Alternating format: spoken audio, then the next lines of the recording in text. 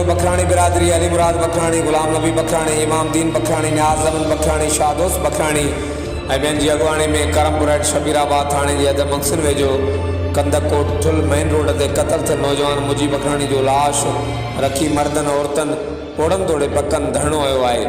बखराणी बिरादरी जे माण्हू मीडिया खे ॿुधाईंदे चयो त काल बंगलाणी बिरादरी जे जवाबदारनि असां मथां हमिलो करे असांजे हिकु नौजवान खे क़तल कयो ऐं 5 ॼणनि खे ज़ख़्मी कयो आहे। हिन वक़्त ताईं हद जी करमपुर हेठि शबीराबाद पुलिस वाक़े में मुलज़ जवाबदार गिरफ़्तार न कया आहिनि। उन्हनि जो वधीक चवणो त जेसिताईं पुलिस वाक़े जा जवाबदार गिरफ़्तार नथी करे तेसिताईं असांजो धरणो जारी रहंदो। ॿिए तरफ़ धरणे सबबि रोड ब्लॉक हुजण जे करे रोड जे ॿिन्ही पासनि खां सभई मुसाफ़िर गाॾियूं बीहिजी वियूं। आख़िर में बखराणी बिरादरी जे मुज़ाहिरीन वस वारनि खां इंसाफ़ जी अपील कई। हर वक़्तु आगाह रहण लाइ ॾिसंदा रहो JTN वेब न्यूज़ करमपुर।